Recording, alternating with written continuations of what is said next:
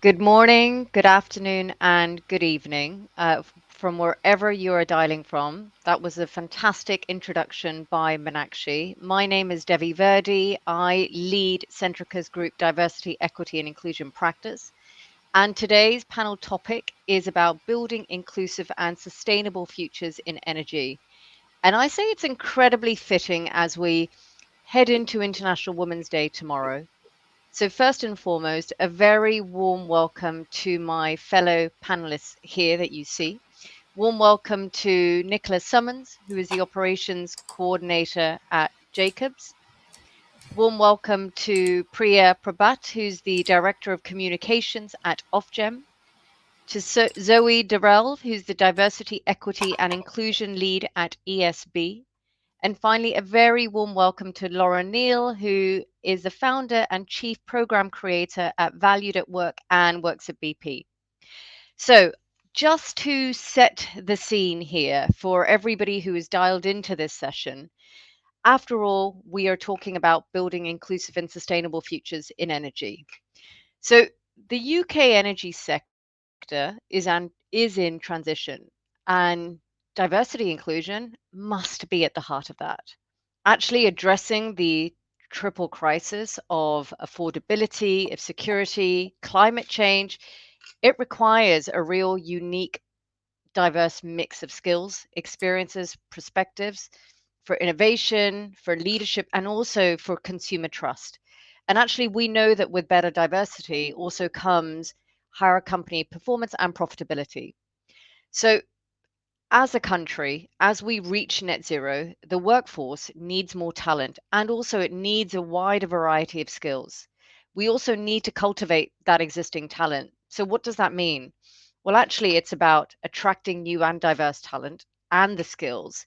And research, in fact, last year by the Powerful Woman in 2023 revealed that many barriers to career progression still exist today, and particularly for women in middle management within the energy sector.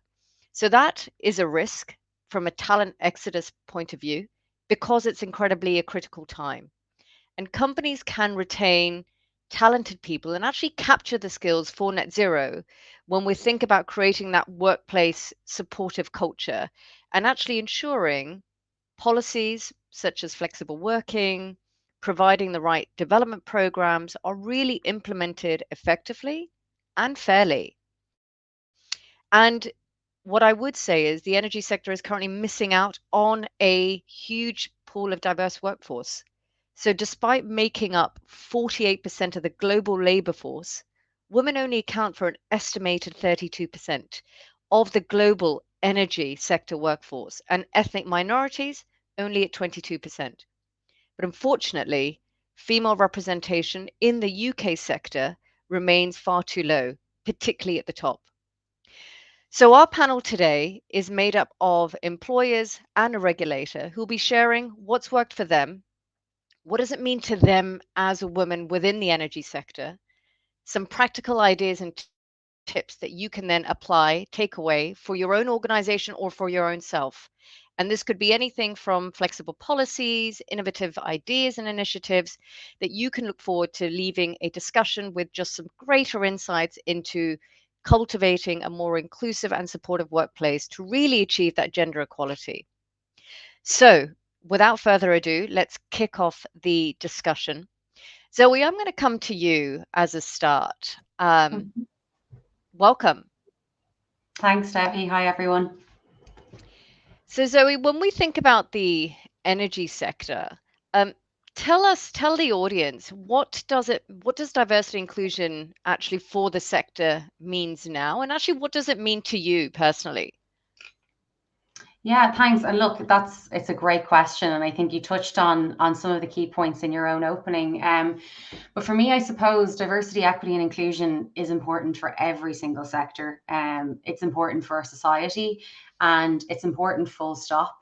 But to answer the question why it's kind of critically important and what does it mean to the energy sector, it's really important for the energy sector as we flex and start to pivot towards achieving net zero collectively as an industry.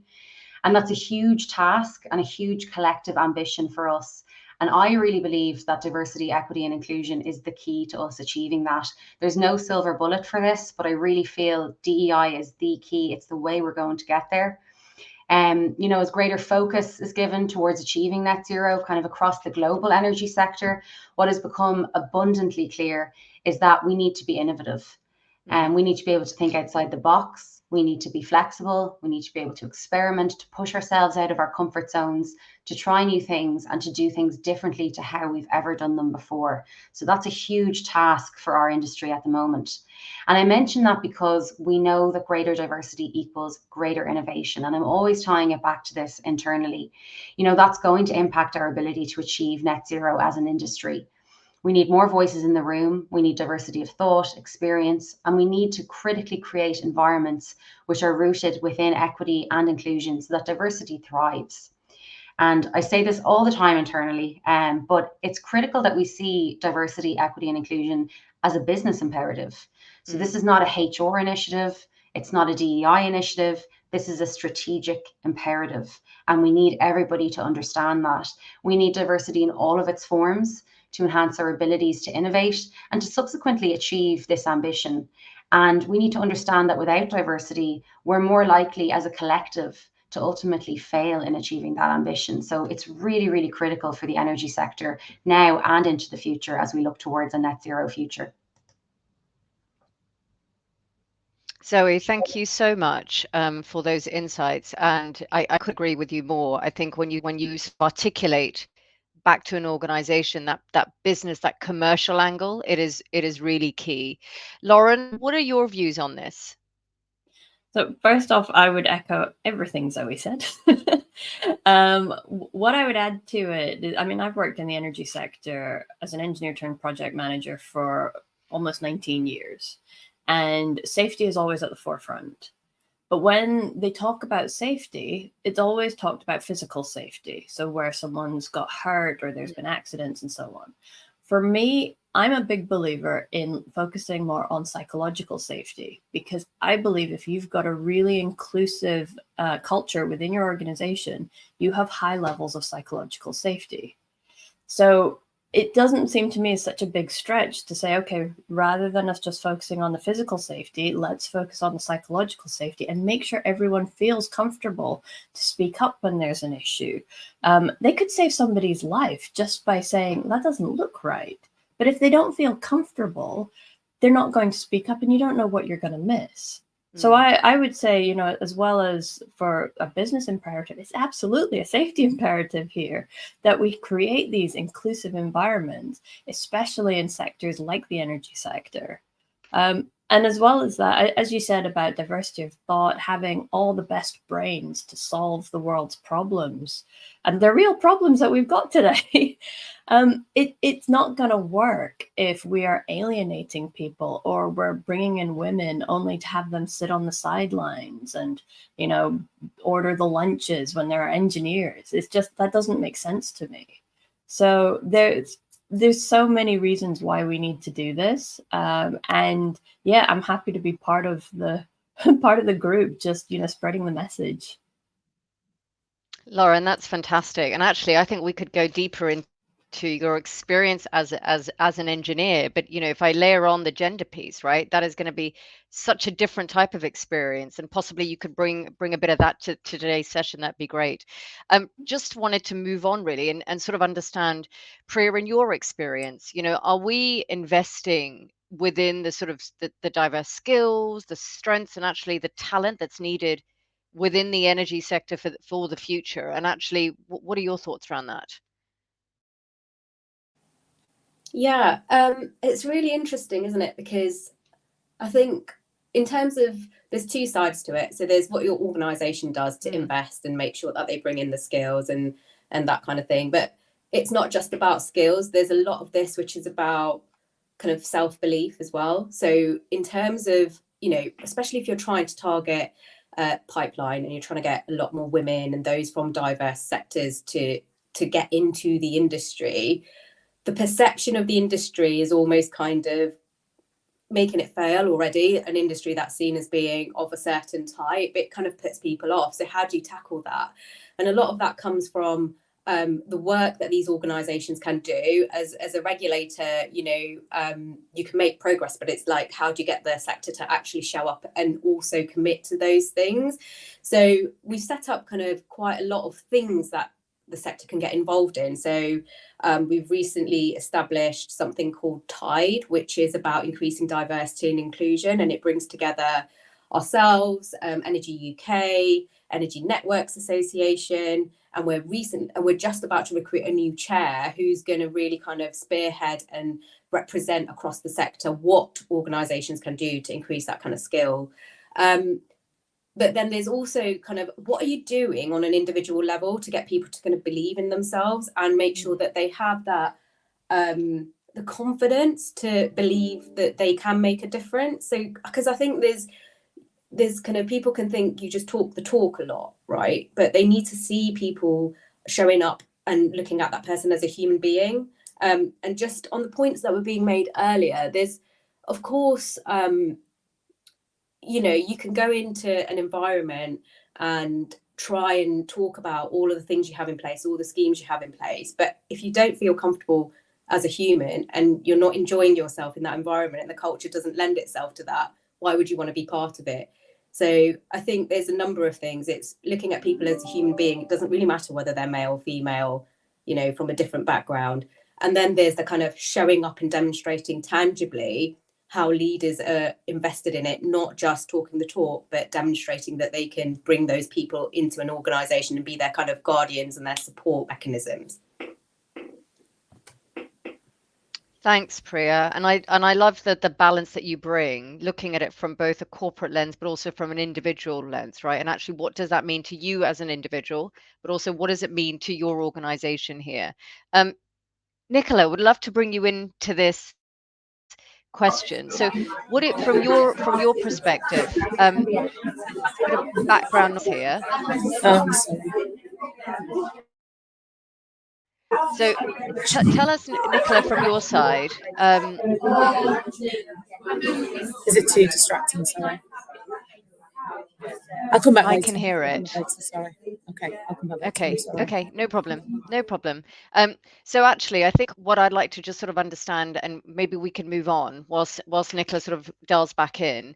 But given where we are, and actually a good point that Priya has made, so both on an individual and a corporate level, we know what the data looks like around representation across the sector. And actually, Zoe, what do you think about, if you think about your current organization, but more broadly on the sector itself, given where our representation is at from a gender lens, what impact do you see actually it's having? And actually, what does it mean to you personally?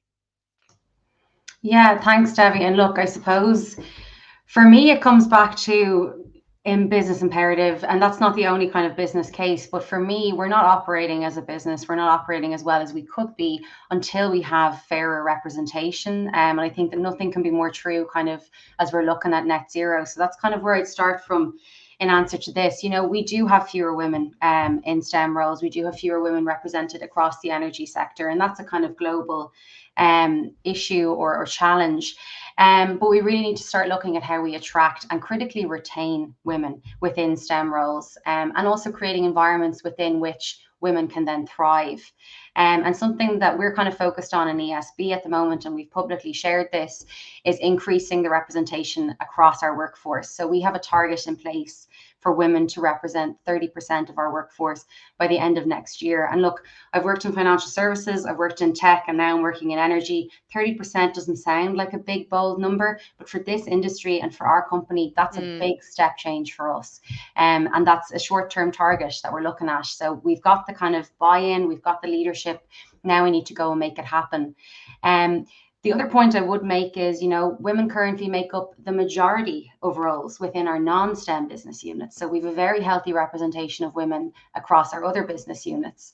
So this target then kind of means when we're looking at 30% overall, we're actually paying particular attention towards attracting and retaining women within STEM. So we've seen progress in this area already. When attention is paid to this, how do we look at our processes, our systems, our policies, the way in which, why would women want to work for us? Why would they want to stay with us? We need to ask ourselves those questions. But when we've done that in the past, and I'll use an example, we've actually seen progress being made.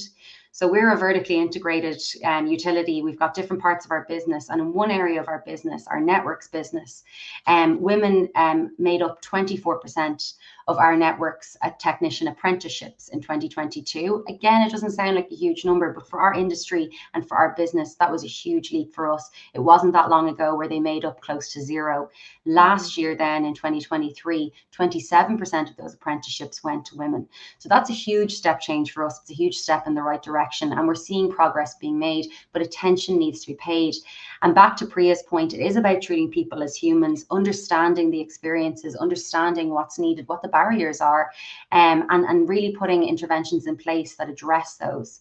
And then I suppose outside of that, we're working with a number of external partner organizations to develop the talent pipeline, both at the education level, because that is a challenge, though I hate to see it used as an excuse. It's a challenge, but it's certainly not something we can't overcome. And then again, into careers. So this is going to take time. It's a long-term transformation, but we're absolutely committed to it. And we're starting to see progress in certain areas. Fantastic, Zoe. And I think the starting point is actually having a goal, right, to work towards. I think that is, we do that, and as an ex-sales and marketing director, if you've got commercial targets, why wouldn't you do it over here, right? So it's about having a goal. That goal can be ambitious. That's a great word to use, but then it supports your business leaders, it supports the organization to drive towards that. Nicola, how are you doing? Still struggling with noise? Okay, all right. Priya, I might come to you actually, just to build on sort of Zoe's points there. So, given where we are as a sector, right? We think about our representation piece more broadly. What are your thoughts in terms of how does the sector really shift the needle? Yeah, great. And I know you touched a bit about stereotypes, right? Corporate level, individual level, and actually maybe even from an individual level, what does it mean for tomorrow's next generation, right, coming in? What is it that we should be doing that we're not doing? Yeah, so this is a great question, because there are women in our sector in good leadership roles. There's not many of them, don't get me wrong, but those that are have taken such an onus upon themselves to champion getting increase in diversity, but also in particular getting more women into those leadership positions. So Powerful Women are another organisation that have put forward a target of 40% by 2030 to have women represent the most kind of the senior leadership levels in the energy sector. We're absolutely supporting them to do that. There's also something called the Energy Leaders Coalition. So these are the kind of chief executives of the energy sector.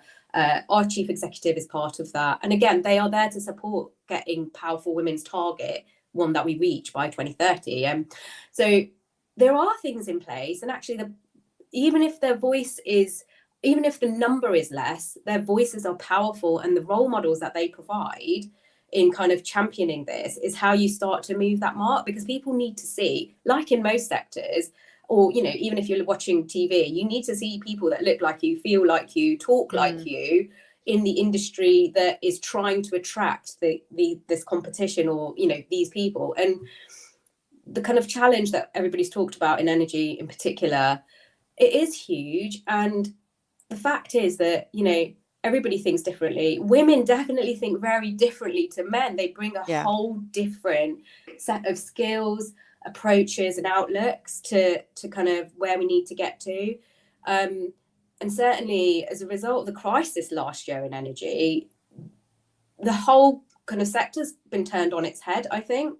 And so this is a real wake-up moment in a number of places, and it should definitely be a wake-up moment about how do you really, no matter where you are, compete in a sector that is going to have to change so dramatically. And if you stick to what you know and what you've always had, you are never gonna get there, and that's actually a detriment to the whole planet, right? So a number of things: use the talent that we've got and the people that are in those positions to really represent and push this agenda, because their voices are so powerful, and because they're different, they get noticed even more when they speak, and they're phenomenal people sitting in those places, in Powerful Women. So let's get them out. Let's make sure their voices are being seen. Let's make sure that you're reaching the kind of unusual suspects. So you're reaching out to kind of your community groups, your kind of people who would never think about this industry even. Listen, when I was in school, I didn't even know there was an energy sector, do you know? So and there's kind of opening people's minds to that. So these women doing these roles in powerful women across the EDI leaders sectors, the CEOs of these companies, we should be sending them around the country on a tour, talking to schools, talking to colleges, universities, even kind of your higher your adult education, people who are thinking about shifting careers and they might have been in finance before. You know, there's such a kind of cross fertilization that we can do. But, you know, I think unfortunately the responsibility has to sit with the few people that are already successfully managed to penetrate and have got into those positions. So a bit of a long answer, but yeah, thanks. No, thank you, Priya. I think you've touched on. I really like the language that you used in terms of reaching out to the unusual suspects, right? I don't think I don't think most organizations do enough of that, right? I think you have to spotlight on your role models within your organizations who come from the diverse backgrounds. I think this early careers, that the sort of really starting off at school, right, is so incredibly important. You talked about your own experience, you know. I have 2 young children. I know that actually, if I sort of ask them, what does an engineer look like to my son, he will probably have a very different lens compared to my daughter. So vast, right? It is such a spectrum. It is not just about individuals who are fitting gas meters and boilers and whatnot, right? So it's also the language itself, what it means to a child, and actually that vision that a child sees, right? Lauren, coming to you, I'm really curious to understand what barriers do you see in terms of progress of women at this level that you've identified in part of your work, and actually, you know, what are some of the tangible actions that you recommend, you know, that actually organizations should be taking? And one of the big items that I've seen kind of throughout my career, it's all about engaging the majority. So engaging the men, engaging those who perhaps are from Western countries. If you're working with if you've got a more international organization, I've seen it happen to women. I've seen it happen to people from non-Western countries, where they tend to be the more quieter voices in the room and can often be overlooked. But what I mean, I've experienced personally, I'm a chartered engineer, and I got removed off an email once that went internal and external, where the person who was internal, one of my colleagues, wrote, "I'm removing you, Lauren, because you're not technical."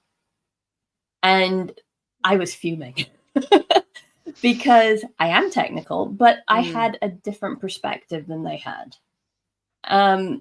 There's been occasions where I've spoken to women in the energy sector where, as I touched on earlier, they are really competent, really confident, know what they want, but they don't have a clear job description. And they end up being the one to share their screens for someone else's presentation, or booking the meeting rooms, or booking the town halls. And when they end up having to say what their job is, instead of saying, you know, they're actually an engineer in an engineering role, so they tick the box, because from the stats perspective, but they're really not being utilized to the maximum of their potential, which then means then you've got a knock-on effect of, does it impact their confidence? Does it set them up really well for their next roles in order to progress within the organization? So what I've started seeing is, at the top of the organization, the understanding is there on why EDI is so important. At the bottom of the organization, you've got it there, but there's something in the middle where, particularly in the STEM area, that I keep hearing the same conversations, the same scars, the same experiences. And for me, it all comes down to people really understanding why this is, as you say, a business imperative, a safety imperative, making sure that we have the right people in the right place at the right time. And it's outside, it's regardless of their demographic. So how do we make sure that everyone's voice is valued? Everyone's perspective is taken into account. And you don't just have someone speak up in a room and then it's completely silent. And then they continue talking like they didn't say anything. Or even better, when a man goes and repeats it later. because this just happened. I mean, you're smiling because you've seen it as well. You know it happens. So for me, it's really about engaging the men, engaging these allies, getting them really bought in hearts and minds, not just because they're told to do it, but because they really truly understand it. So how do they feel when they've been excluded? How do they feel when they've had an idea and no one follows it, and then actually it turns out that was the right one?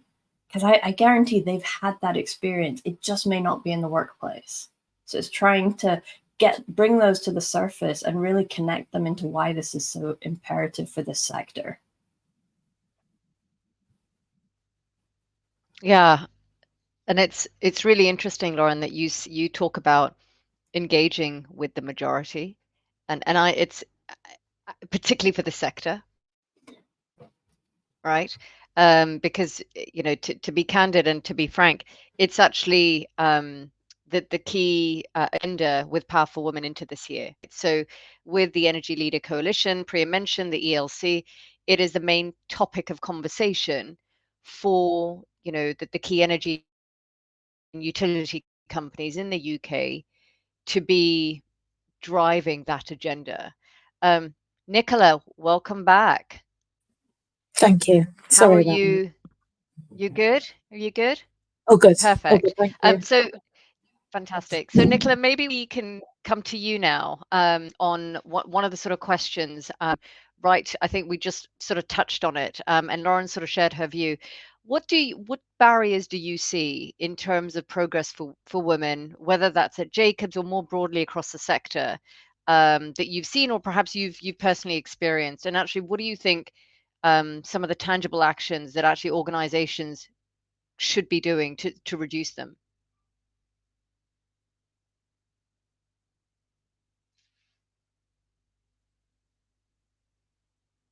You're on mute, Nicola. We've got. I work in the energy sector. We've in the nuclear sector. We've got really big targets to kind of expand our nuclear capability, to kind of drive towards net zero and energy security. And in terms of to reach those targets, we really need to attract more diverse talent, gender diverse talent, ethnicity, everything else to kind of more to drive diversity of thought and innovation.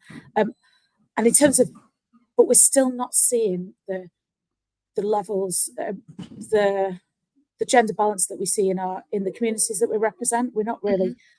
I think it's between 16 and 20% of our STEM community is women, compared to, again, the vast majority being men. So in terms of what we need to do, certainly it's doing more STEM outreach from the outset, driving that pipeline of young people knowing that they can enjoy a career in this sector, but also then making sure that we're empowering and enabling the diverse role models to go out and share their experience. Like we said in this call, it's all very well saying it's our target, but you can't really be what you can't see. So we need to make sure that that we're highlighting all these people, all these different women in all these different roles, and so that we can attract more women into the sector. Also, we need to kind of to carry on with the policies that we've got and expand on them and expand on them and strengthen them, to make sure that if there are issues where people do feel discriminated against because of their identities, that they're being protected, but at the same time educating our workforce, educating our leaders into why inclusion is important, because it's all very well and good bringing women into the sector, but if we've not got the support structures to embrace them into what we want them to deliver, then we're not going to retain them. So it's really important that there's support for carers, if there's an understanding of menstrual health issues, if there's an understanding of all different challenges that women have, even just basic things like having PPE available for diverse body types. I don't know how many times I've had to wear a lab coat that's 17 sizes too big to fit around my body shape, which means that I've got flappy sleeves and everything else. So yeah, it's building psychological safety, it's protecting the pipeline, and kind of working towards retention as well. I hope that helps. Fantastic, Nicola. And you touched on something that Lauren said earlier on in the call, which was actually not just about physical safety, but also focusing on that psychological safety piece, which is Yeah. really, really key. And I just something I wanted to build on what you've just said there is, given that actually the sector that you are in, particularly in that nuclear space, in your experience, are we investing really enough in the sort of skills, the strengths, Um, and that talent I think, within this particular sector enough for the future? yeah, I think we haven't in the past, and I think it's that's why there's so few, but amazingly inspiring women. Why there's so few women leaders in the sector at the minute. But at the same time, there's a real drive to make sure that we're delivering. So today I'm at an event for International Women's Day, encouraging women in the nuclear supply chain to kind of share what's happening in their business, share what their role is, actively encouraging women to come in. Also, as part of this, we're making sure that we're doing part of this supply chain is does corporate social responsibility pieces. So kind of supporting local schools and local charges, so that we're again kind of making sure that we're strengthening that. So it's the sector has been has in general been not very good at developing an inclusive environment, but there's massive strides even in the past 5 years. I say there's a tangible difference into not just embracing the people that are delivering the solutions, but embracing them as whole people and understanding their unique needs to make sure that they are retained. Thank you, Nicola. And I think just to flip this question on the head, I think we tend to ask ourselves, and we're talking a lot of what the sector could do. Actually, there is also a piece in terms of what the sector is doing quite well at, right? And we know that this is about progress, so it's a journey towards, and to where the energy sector was even 10 years ago to where it is today is actually it's not the same. And Lauren, perhaps if I start with you, but what do you see as, particularly in your role, what are the biggest challenges that you're facing when we think about actually specifically gender equity? And how are you addressing this? When I think about gender equity, I think for me, when we talk about how far we've come, now there is, if I compare to say 10 years ago, there's a lot more conversation about ED&I. It's not really I don't know if it was ever a taboo subject, but it was just not something anyone really spoke about.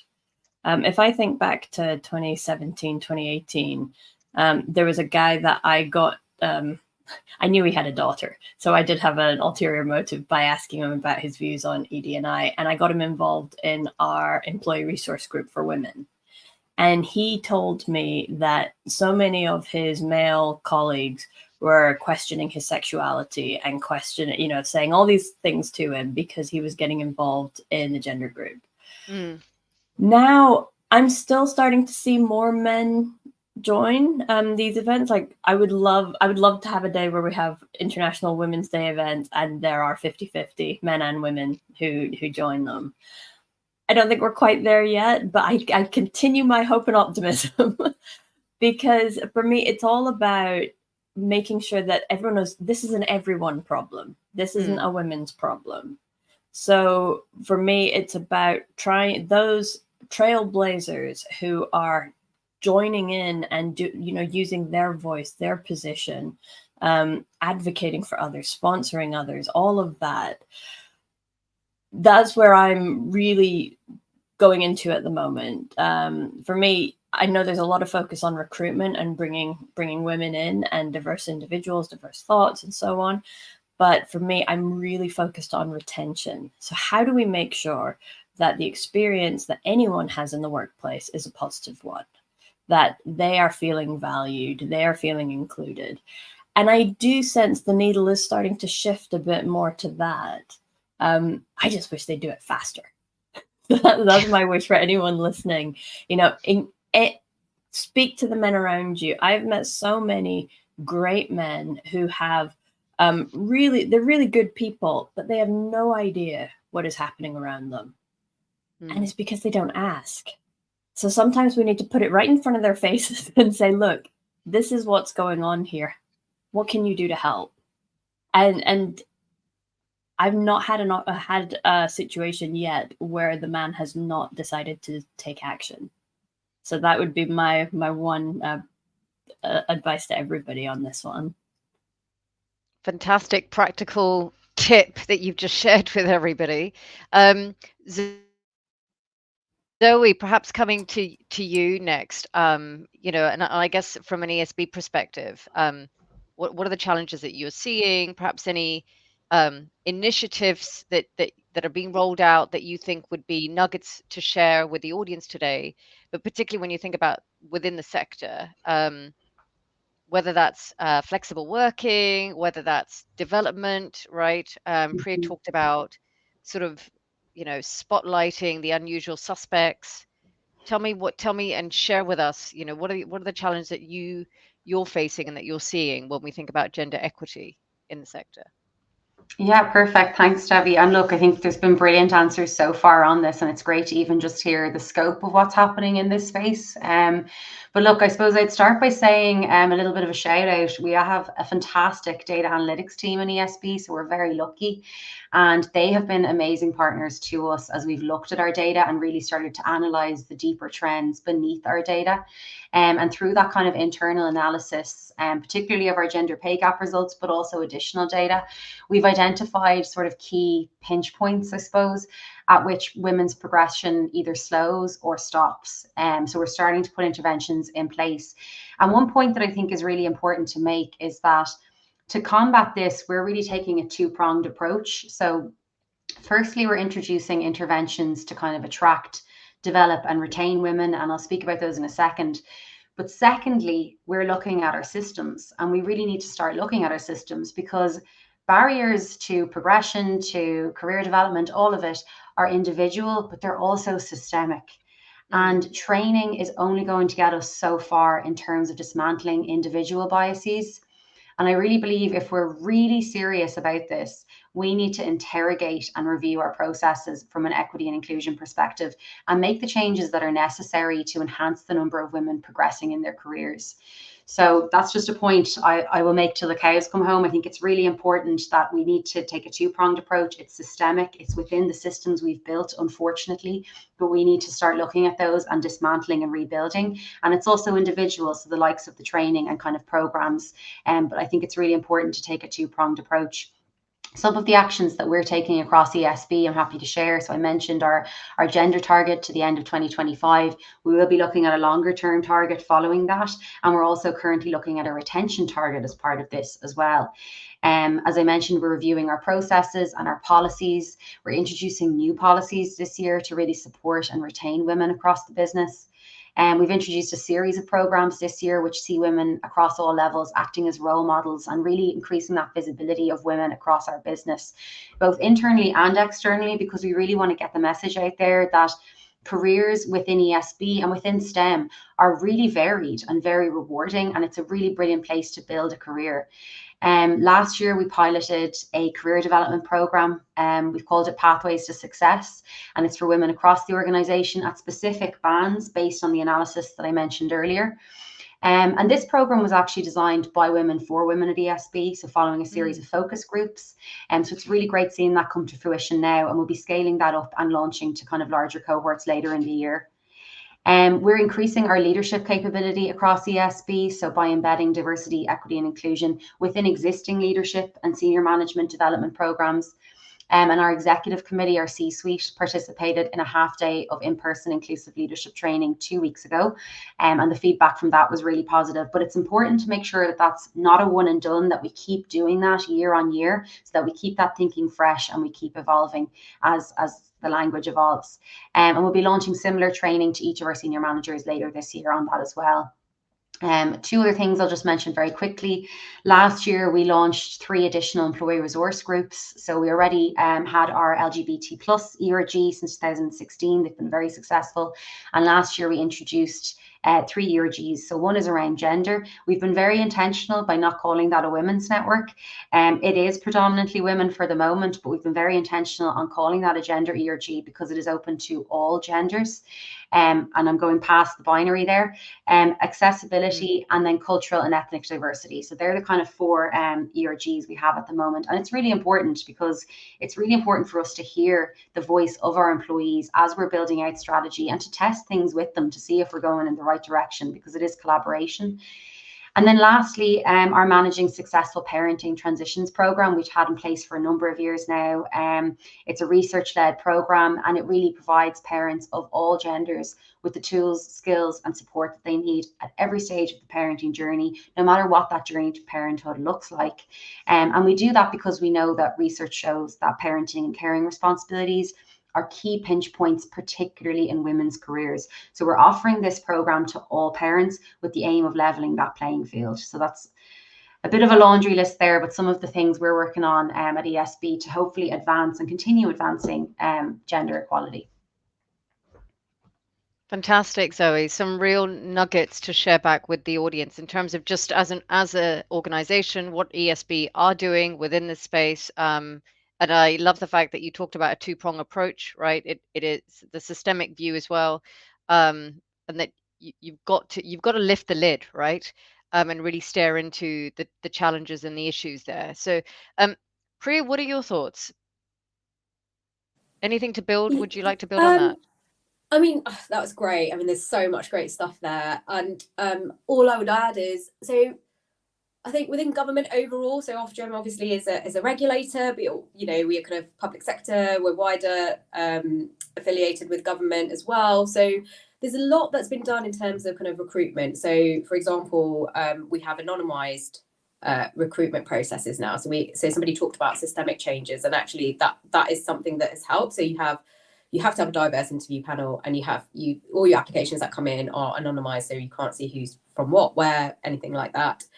And just kind of, again, it's what you see in front of you is the thing that really resonates and kind of cuts through sometimes the kind of, I'm a woman, I'm brown, whatever, you know, because sometimes these things, as much as you're progressing them, somebody said that ED&I is now well known, it's something people talk about, but actually to be a bit controversial in some places, that people don't like it as well. You know, people think that it's just kind of a tokenistic thing that you're doing.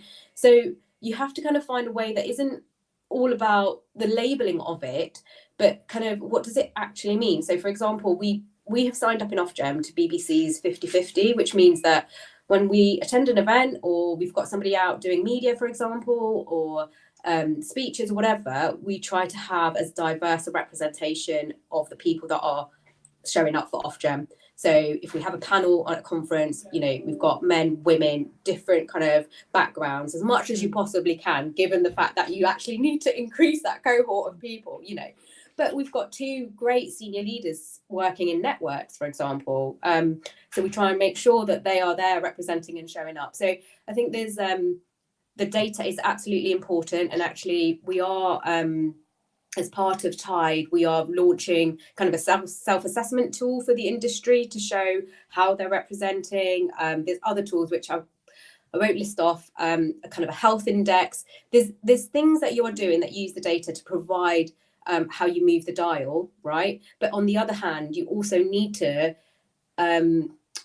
you know, just find a way to cut through some of that, because it switches some people off. And actually, you know what? It's interesting because our conversation here, I'd love to see what the flip side of this conversation would be if there were, say, 2 men on this panel as well, because it'd be probably very different. Like, I think sometimes there's a tendency to hide behind, right, well, we're going to make sure we increase our numbers. We're going to make sure that we are measuring against the data that we have. Oh, we've got a 2% increase on this. But how does that really mean something to someone that's feeling the real impacts of being in an environment that doesn't feel very diverse, that doesn't feel as inclusive? How do you talk to people about that? Because at the end of the day, it's about the emotion that you generate, whether you're a man or a woman. So if you are talking to a colleague who might have never been asked the question, you know, about diversity, what does it mean to have more women? But, you know, that if that's going to make them feel defensive, then you're probably going to turn them off more than on. So how are you tapping into the thing that makes that emotional connection. So it's about conversation. It's about, using you can control what you do in response to things. You can't control the things that are going to be happening around you. So what can you do as an individual in the environment that you're in, whether you're a man or a woman, to kind of advocate and bring the reality of what it means? The fact that you don't have, I think I read somewhere that, there was kind of offshore sites where there were just no female toilets, and like things like that. It's like, how would you feel about that? It's people just don't know until they've experienced it for themselves, which is why I'm really keen to get a lot of the kind of senior leaders out and about talking to women who are doing these roles. They get it firsthand. In Ofgem, we like to go out and make sure that we're trying to talk to the whole range of people that we serve as, or we kind of try and protect. But you have to do that, I think, for ED&I as well. Yeah, love it. And actually, the last point that you mentioned on the offshore piece, right? I would say that, and I know this because Centrica is part of the ELC, and there is a subgroup for organizations who have offshore teams. We have only recently, so we are 2024. We have only recently hired our first 3 female offshore colleagues. So that is all about, Nicola, you talked about PPE, right? Making sure they have that. It is making sure they have their sleeping cabins, Priya, right? Nicola, please feel free to add in. And it is a whole host of making sure that they feel welcomed, that they feel they belong, right, in that environment, because everybody else, the majority do. Nicola, sorry, you were going to add in there. No, sorry. So I am just conscious of time, and we are at 11:20. There's been a number of questions that have come in.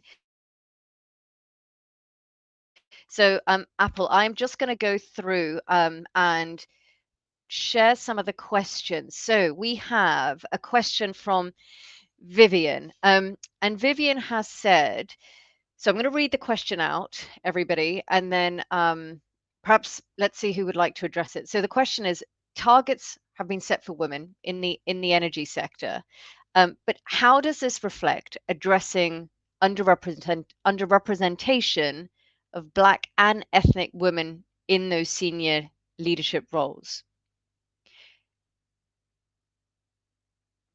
Thoughts, views, not necessarily from your organization, but thoughts and views beyond the binary view of having just specific gender target versus an intersectional piece. I'm happy to jump in if that's okay. I'll just quickly kind of mention, I know we have our own gender target, and I suppose to start by saying we have a gender target because it's just so obvious, the stark difference between the numbers of men we have and women. So it's so in your face, you can't not do something about it. And so that's what's led to us having a gender target. And it's something we absolutely stand over, because I think someone mentioned earlier, what gets measured gets done. And that's really true. We need to have these targets. Otherwise, it's very easy to just keep talking about this and having the same conversation in the next few years. But to your question around other elements of diversity and other demographics, that's absolutely something that we are looking at the moment. And the way we are doing that, because we don't have the data to back it up, is we are going out to our partner organizations. We are partnering directly with different advocacy groups for different ethnic groups, and we are partnering directly with them to attract people from those groups into our business. And that's probably an approach that I kind of call the more organic way of doing things, the kind of nicer way of doing things, the more authentic way of doing things, partnering directly with different communities and understanding what we can do to actually become an employer of choice for them. So that is something we're already doing. We don't have the data on it, but we don't always need the data to get started. I think we can hide behind that at times as well and say we don't have a representative sample, so therefore we can't create a target. But you can start doing this stuff without having targets. You can start doing these sorts of things without having the data there. So that's the way in which we are doing that at the moment. And once we have further data, we may expand further, but we're not waiting for that data to come to get started. Super. Thank you, Zoe. That's incredibly helpful. Anybody else would like to add into that before I move into the next question, which is quite a I'd say quite a political one that's taking place right now. So I might just come in quickly on so at Ofgem we have got targets across. So yes, we have targets for women. We also have targets for those of ethnic minority backgrounds, and that's across all levels. So we've broken it down by kind of senior through to the kind of lower levels. There's a lot of work to be done in that place, but I think, and also we kind of have networks within Ofgem that really champion those different groups and what the organisation is doing to continue pursuing more equal representation. So you do have to start with a kind of what is our baseline and where do we need to get to, and then you build on the bits that are being successful. So if actually the work that we've been doing on getting more women in place has been really successful, the ED&I side, on the ethnic minority side, we need to catch up. So what's working well for women, and how do you kind of translate that across to the other networks, the other areas, and build on those successes? And again, like Zoe said, using your kind of partners to do that is, people who know what they're doing and have been able to cut through, use their expertise to bring that in. I'll leave it there. Fantastic. Thank you. So next question. This is from Amanda. In the UK, the government are announcing scrutiny on EDI roles. The Treasury, Cabinet Office and Minister for Women and Equalities are jointly scrutinising whether EDI spending offers taxpayers value for money. If the UK government doesn't prioritise EDI, how do we continue to fight the good fight? Lauren, Nicola, would you be attempting? Yes, I can see. I'm happy to start on this one. My take on it is, first one is, does the government understand it? It's not ticking boxes. It's not artificial, putting these artificial actions in place to put women or other people from under-recognized groups into certain roles. It's about making the right decisions, and for this would be for the UK. And the government needs to reflect the people that it is, delivering to. They are public servants. They serve the people, and if they don't represent the people, both, if someone looks at the government, do they see someone who is like them? That's the way I would look at it. I think it's that pivot that needs to be made on. It's not just about hitting stats and targets. By all means, I'm 100% aligned with you in terms of goals, but it's a lot more abstract than we have to tick this many boxes and there needs to be this many women or this many people from an ethnic minority and so on, because then it causes issues. It causes issues from men saying, well, what about me? But then I've also seen some women, and it's terrible that this is happening. Women are there. I've heard stories of a woman saying, I should get this promotion because that's what the company's target is. And she's not talking about her experience, her capabilities, her skill set, or all the good things of why she should have that role. It's because of where she was when she was born. And that bothers me because, no one should have that sense of entitlement. Men, women, anyone who's non-binary, whatever. It should be all about what you bring to the table. And I think if the government could understand that and be able to articulate that, I think that's the trick. We'll know if they are able to articulate it in the right way, that we'd know that they're on the right wavelength on this one. Because like I say, it's about representing the people that you are standing for and you are speaking for. Powerful, Lauren. Nicola, yes. Yeah, absolutely. I was going to add to that in terms of the same way that we would argue back against this feedback from the government is the same way that we might try to bring in other stakeholders into driving equity and driving inclusion. In that we know that we need more diversity of thought, which diversity isn't just about diversity of thought, but it's a thing that people understand. Innovation's a thing that people understand, and by going back to the stats about how more diverse organisations